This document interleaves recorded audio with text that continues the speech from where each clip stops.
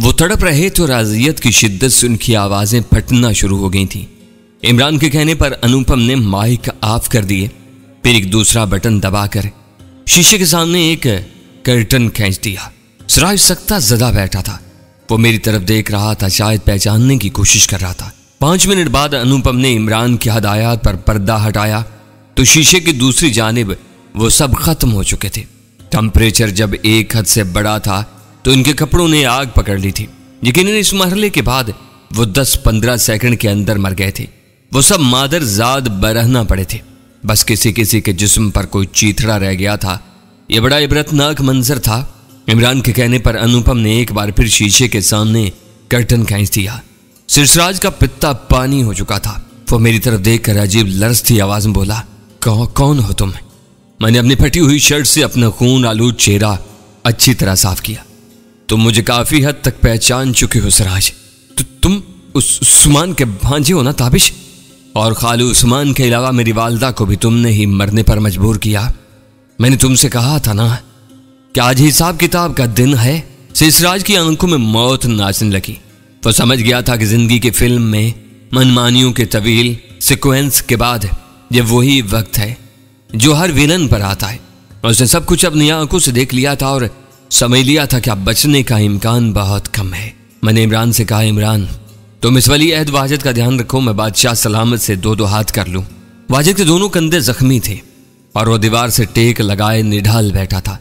वो जानता था कि इस मौका पर वो अपनी कोई मदद कर सकता है और न अपने बाप की। वो आंखें बंद किए बस करा रहा था। बिलाशुबा सिराज की तरह उसने भी मुझे और किसी हद तक इमरान को भी पहचान लिया था। मुमकिन था कि 5 साल पहले के मनाजर उसकी निगाहों में घूमना शुरू हो गए हों। एक जानिब शीशे के खूबसूरत शोकेस में 2 जदीद बेकाल राइफलें आवेजा थी। इनके नीचे स्टील की एक चमकदार कल्हाड़ी थी। मुझे मालूम था कि कल्हाड़ी सिरसराज का खास शौक है। उसने जिस किसी को बुरी तरह धमकाना होता था उसे कहता था कि कल्हाड़ी से तेरा गाटा उतार दूंगा। वो कल्हाड़ी को पंजाबी लहजे में गवाड़ी कहता था और यह बात है भी हकीकत। कल्हाड़ी से मरना यकीनन मरने वालों के लिए बहुत अजियतनाक साबित होता है। कल्हाड़ी के जख्म ना तो हथौड़े की तरह कुंद होते हैं और ना ही खंजर वगैरह की तरह तेज धार। मैंने राइफल के कुंदे से जरब लगाई और खूबसूरत शोकेस का शीशा तोड़कर कल्हाड़ी निकाल ली। इसका क्या करोगे? इमरान ने पूछा।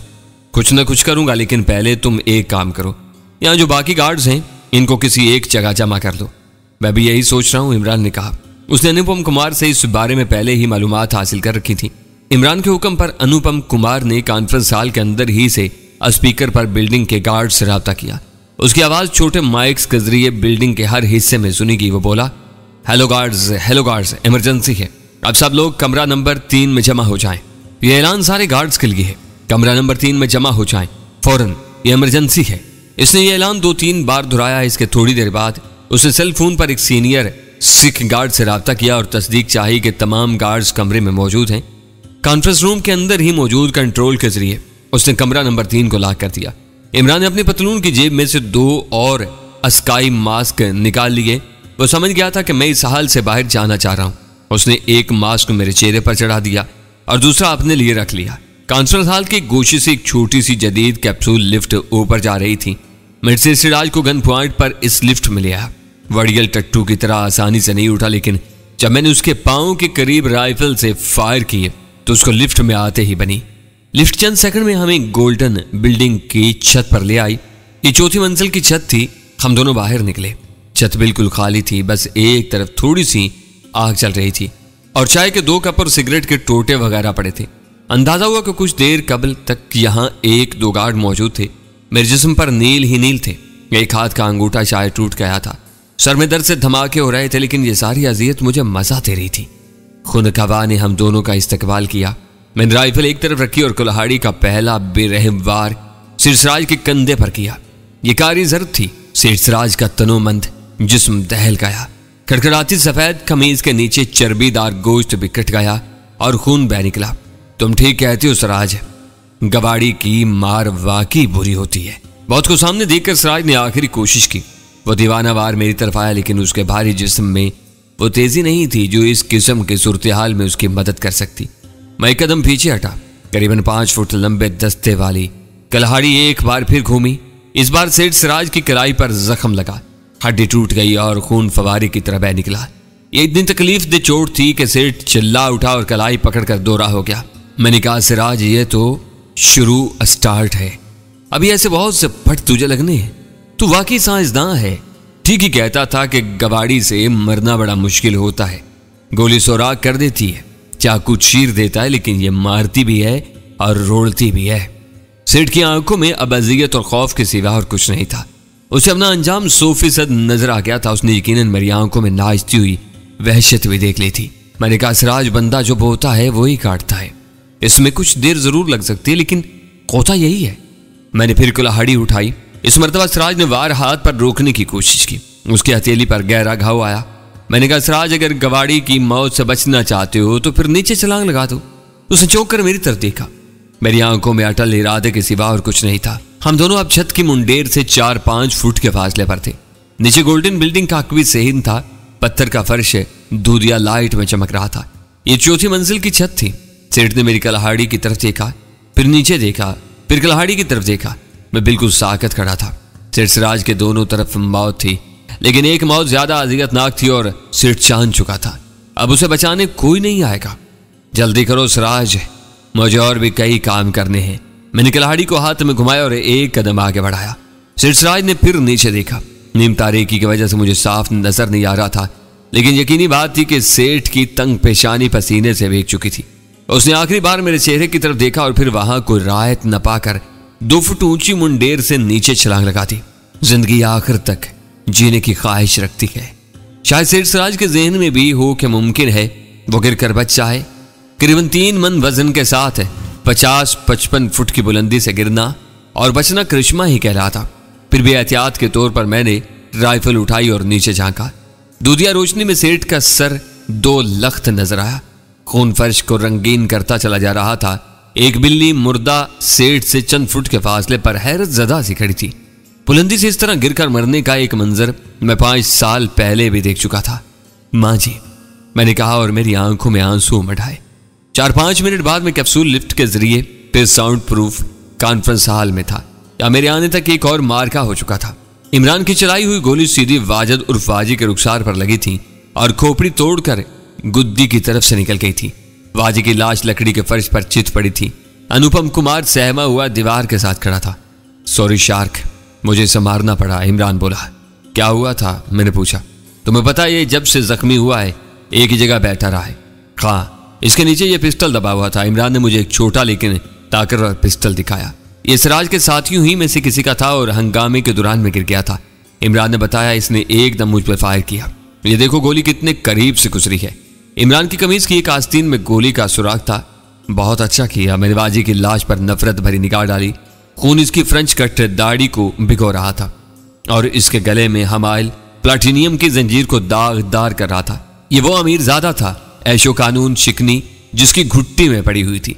लेकिन मेरी दानिश में इससे बड़ा मुजरिम उसका बाप था, जो इसका पुश्त पनाह और मुरब्बी था, जिसने इसे अपने से बड़ा कातिल और हवसकार बनाने की प्लानिंग कर रखी थी। हम कुछ देर तक वाजी की उस अचानक मौत पर बात करते रहे। फिर इमरान ने अनुपम से कहा, तुमने हमारी काफी मदद की है, लेकिन अफसोस कि तुम हमें मास्क के बगैर देख चुके हो। दूसरों की तरह अब तुम्हें भी मरना पड़ेगा अनुपम। अनुपम के चेहरे का सारा खून नुचड़ गया। उसने रहम तलब नजरों से इमरान को देखा। ठिकियाई हुई आवाज में बोला, आप जो कहेंगे मैं करूंगा, बस हम यही कहते हैं कि तुम मर जाओ। इमरान ने अस्पाट आवाज में कहा और इसकी मौत आसान बना दी। इमरान की चलाई हुई गोली उसकी ऐन कनपट्टी पर लगी और वो पट से चोबी फर्श पर गिरकर साकत हो गया। इस माकूल शख्स को जिंदा रखा जा सकता था, लेकिन हमारी मजबूरियां आड़े आ रही थीं। हमारे सामने बदतरीन हालात थे। इसी दौरान में कॉन्फ्रेंस रूम के अंदर तेज अलार्म बजना शुरू हो गया। अब इस कॉन्फ्रेंस हॉल में इमरान और मैं अकेले थे। हमारे चारों तरफ खून के छींटे थे, गोलियों के खौल थे और लाशें थी। इनमें से 10 लाशें तो इस आरजी कैबिन के अंदर थी, जहां टेम्परेचर आनन फानन 250 सेंटीग्रेड तक पहुंचा था और इन 10 अफराद को झुलसा कर मार गया था। इन लाशों में इस गार्ड की लाश भी थी, जिसके पांव का पंजा शीशे की बुलेट प्रूफ दीवार के नीचे आकर कटा था। इन लाशों पर आंवले थे और जले गोश्त की सड़ांध उठकर पूरे हाल में फैल रही थी। तवील मेज के इर्द गिर्द पड़ी लाशों में सिराज के बेटे वाजी की लाश सबसे आम थी। वो अभी कुछ ही देर पहले अपनी गर्लफ्रेंड के साथ मजे से बैठा मूवी देख रहा था। अब वो खुद एक दर्दनाक कहानी के अंजाम की तरह दिखाई दे रहा था। दरहकीकत यहाँ ये सब कुछ आनंद फानन शुरू होकर आनंद फानन ही खत्म हो गया था। मेरा दिल चाहा कि यहाँ सरबत मौजूद होती और वो वाजी की इस खूंचकान लाश को देखती। अलार्म मुसलसल बज रहा था। ये क्या है, मैंने इमरान से पूछा। ये तो दरवाज़ा खोल कर ही पता चलेगा, तुम तैयार हो जाओ, इमरान ने कहा और अपने चेहरे पर अस्काई मास्क चढ़ा लिया। मेरे चेहरे पर मास्क पहले ही मौजूद था। अपने हाल में मौजूद 3 राइफलें, 2 पिस्तौल और कुल्हाड़ी एक जगह जमा की और इन्हें एक अलमारी के अंदर छुपा दिया। हमारे हाथों में ऑटोमेटिक राइफलें बिल्कुल तैयार हालत में मौजूद थी। एहतियात के तौर पर एक सतून की ओट में हो गया। नकासी के दरवाजे के पास एक छोटा कंट्रोल पैनल मौजूद था। इमरान ने कंट्रोल पैनल पर चंद बटन दबाए। आखिर मतलूबा बटन ढूंढने में कामयाब हो गया। इस बटन के दबते ही हाल के मेन दरवाजे में थोड़ी सी हरकत पैदा हुई। इमरान ने बड़ी एहतियात से बटन दबाया और इस स्लाइडिंग डोर को फकत 4-5 इंच तक ही खोला। 4-5 इंच की इस दर्स में डरे हुए 2-3 चेहरे नजर आए। ये गार्ड नहीं थे, ये गोल्डन बिल्डिंग में मुख्तलिफ काम करने वाले मुलाजिम पेशा लोग थे। इमरान दर्स के बिल्कुल सामने जा खड़ा हुआ था, इसलिए ये लोग अंदर के मनाजर वजाहत से नहीं देख सके। यकीनन इमरान के चेहरे पर मास्क देखकर वो चौंके होंगे, लेकिन किसी ने भी इस मास्क को खास अहमियत नहीं दी। एनिक वाला एक शख्स चिल्ला कर बोला, गजब हो गया बड़े बास, गिर पड़े हैं, वो छत से गिरे हैं। कहाँ है, इमरान ने पूछा। पिछले सेन में। बाजी साहब कहाँ हैं? तिवारी साहब कहाँ हैं? एनिक वाला बुरी तरह हकला रहा था। इमरान ने मुझे इशारा किया, फिर पैनल पर बटन दबाकर दरवाजा पूरा खोल दिया। बाहर तकरीबन 6 हरासा अफराद मौजूद थे, उनमें से कोई मुसल्ला नहीं था। हैंड्स अप, इमरान गरजा। इनमें से एक भाग गया, बाकी 5 ने हाथ खड़े कर दिए। हाल के अंदर के मनाजर देखकर ये 5 अफराज शस्त्र थे। इमरान ने इन्हें धकेल कर एक स्टोर नुमा कमरे में लाक कर दिया। कहीं पास ही धड़ाधड़ दरवाजा बजाया जा रहा था। यह कमरा नंबर 3 का दरवाजा था। यही कमरा था जिसमें हमने अनुपम के मशवरे से गार्ड्स को बंद किया था। गार्ड्स को अब गड़बड़ का एहसास हो गया था। मुमकिन था कि बाहर से किसी ने इन्हें सेल फोन पर बता दिया हो कि यहाँ क्या हो रहा है। अब वो दरवाजा खोलना चाह रहे थे, लेकिन यह दरवाजा बाहर से लगने वाली चाबी ही खोल सकती थी, और ये चाबी इन 2 गुच्छों के अंदर थी जो हमारे पास थे। फिर अंदर से फायरिंग की मध्यम आवाजें आई। अंदाजा हुआ कि वो दरवाजे के लाक पर फायर कर रहे हैं। यह तो खतरनाक है, यह बाहर निकल आएंगे। मैंने कहा, मुझे नहीं लगता ऐसा होगा। अनुपम ने कहा था कि यह दरवाजा बिल्कुल महफूज है। कुछ देर तक कमरा नंबर 3 के अंदर गोलियों की ततराहट गूंजती रही। तब एक बार फिर दरवाजा खटखटाया जाने लगा।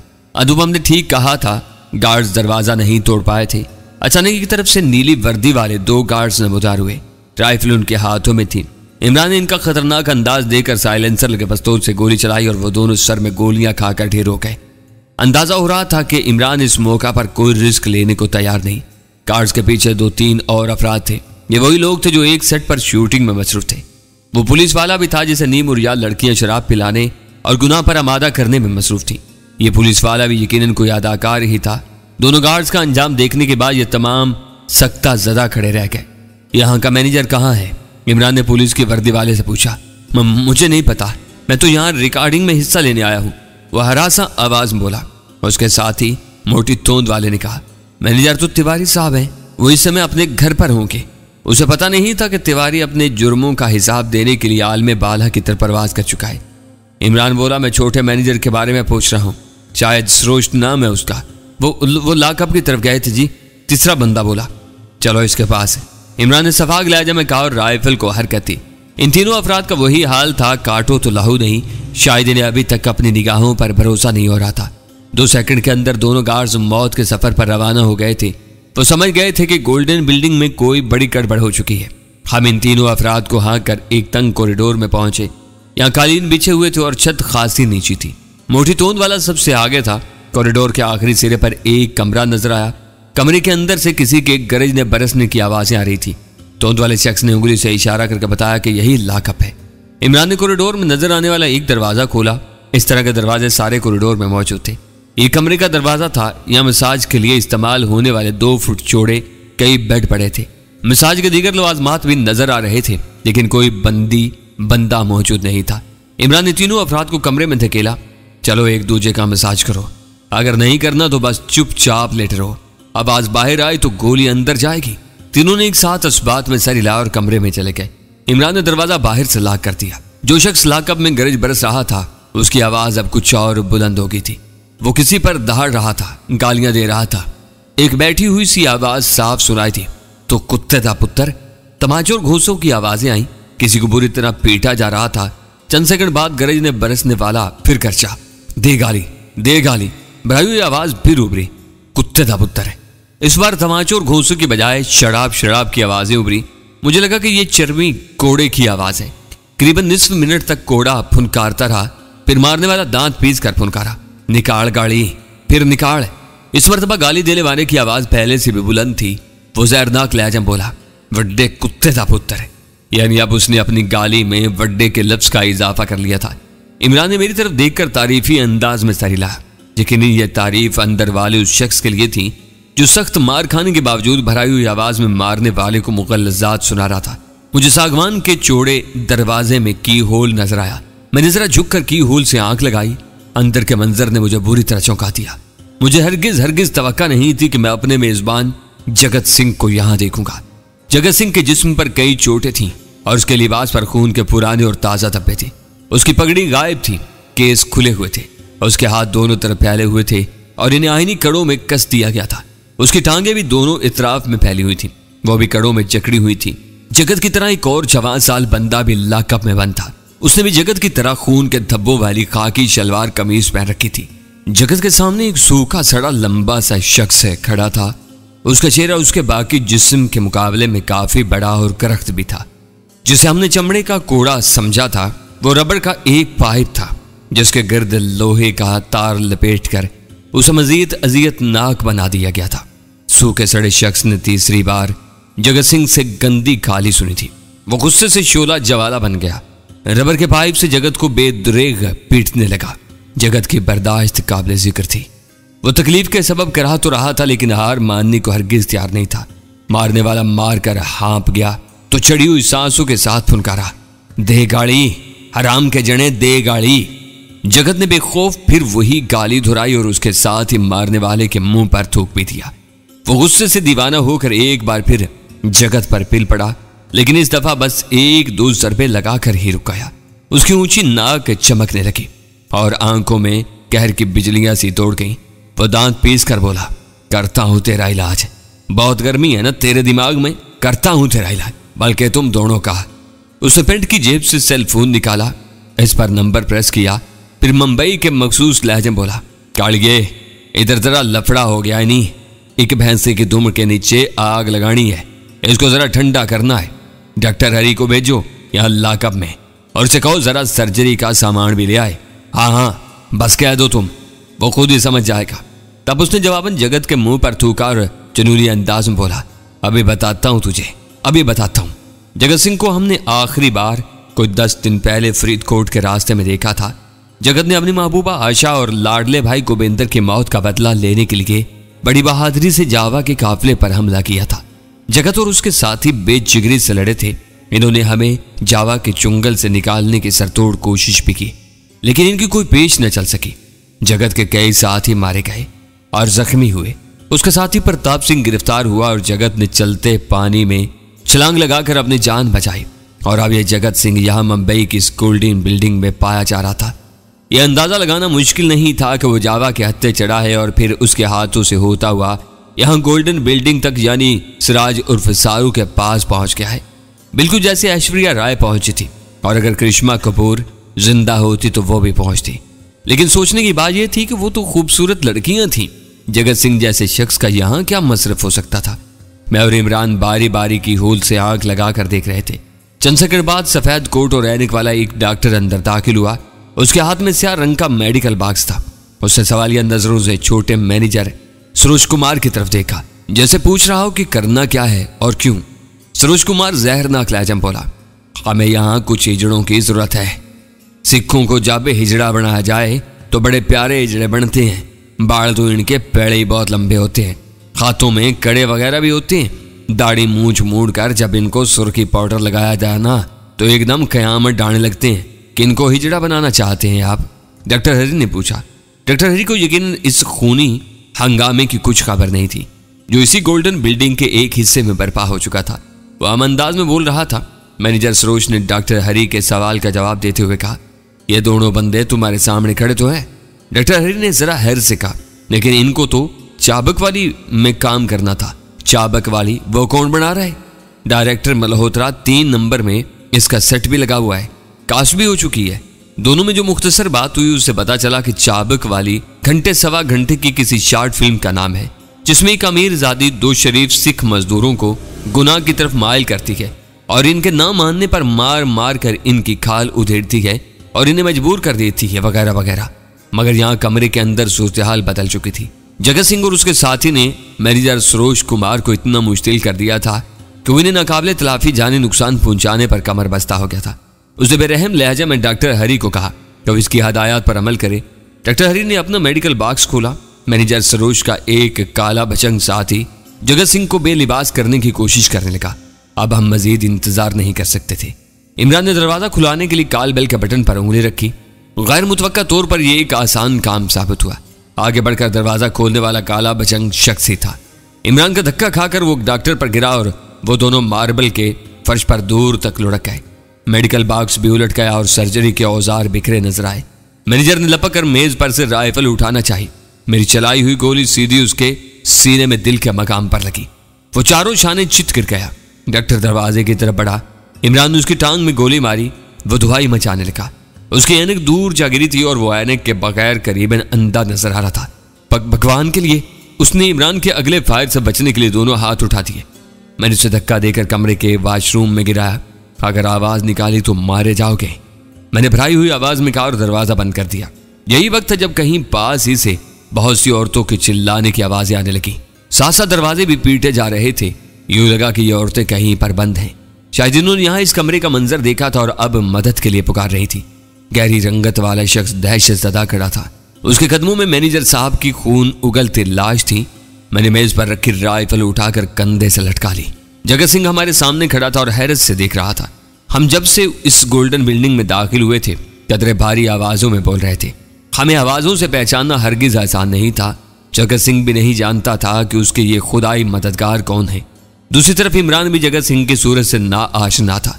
लिहाजा जब मैंने काले बजंग शख्स पर राइफल तानी और उसे कहा कि वो दोनों सरदारों के हाथ पांव खोले तो इमरान ने जरा हैरत से मेरी तरफ देखा। मैंने इमरान के कान में सरगोशी की। ये खाकी कमीज वाला जगत सिंह है। इमरान के होंठ दायरे की शक्ल में सुकड़ गए। अगले 2 मिनट में जगत सिंह और उसका साथी आईनी कड़ों की बंदिश से आजाद हो चुके थे। करीबी कमरे से बुलंद होने वाला औरतों का शोर बढ़ता जा रहा था।